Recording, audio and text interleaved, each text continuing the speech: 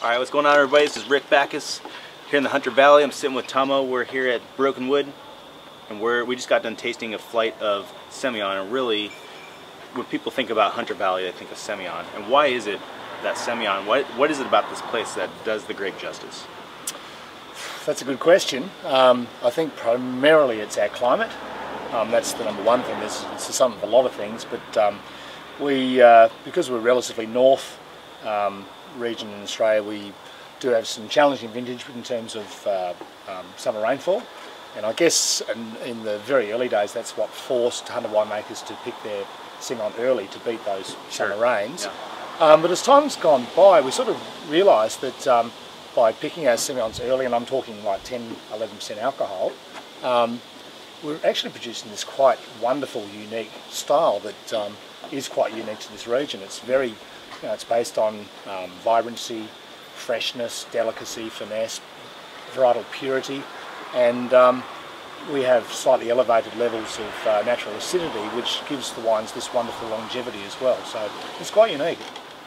But what's really cool is that we tasted Semillon from different age brackets. We did one range. We had 4 Semillons that were a little bit younger, and we did another bracket that was a little bit older.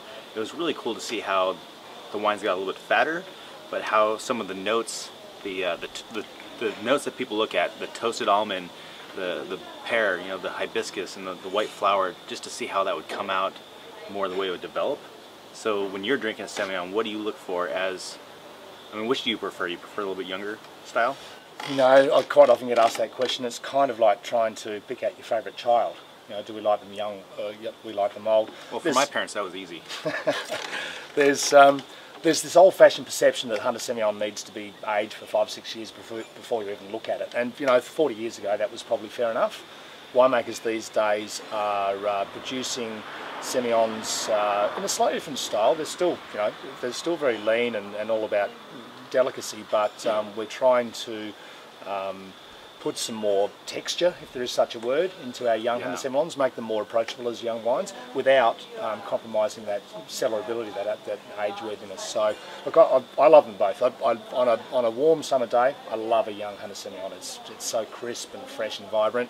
But then, to taste some of these older wines with just that beautiful complexity, and they retain that freshness and vibrancy even at sort of 5, 6, 8, 10, 20 plus years. It's just quite amazing. When you think about food and you open a bottle of Semillon from the Hunter Valley, what kind of food do you like to prepare with it? Well, seafood is the obvious choice, fresh seafood.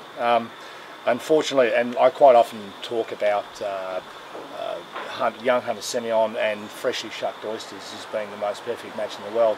Unfortunately, I'm the winemaker that doesn't eat seafood that comes with legs or houses, so I don't actually experience it myself. But that's a bummer.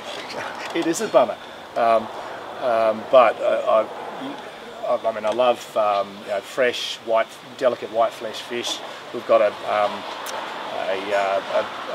variety of fish, a species of fish here in Australia called King George whiting, and it's just absolutely beautiful, delicate, and it goes brilliantly with young Semillon or aged. It's wonderful. Well, I want to thank you for pouring all those wines, and I got to say, you smell terrific. You guys are a lot better looking than I thought when I came over here. And I realized that winemakers were also models in Australia. No, but seriously, we had a really good time tasting wines. Hunter Valley, Semillon, and also the Chardonnays that we just tasted. Really food-friendly wines, beautiful, elegant, delicious young, and they weren't too bad when they're old either. So, Tomo, thanks for the wines. That's my pleasure. Thanks for listening. Cheers, mate. Cheers.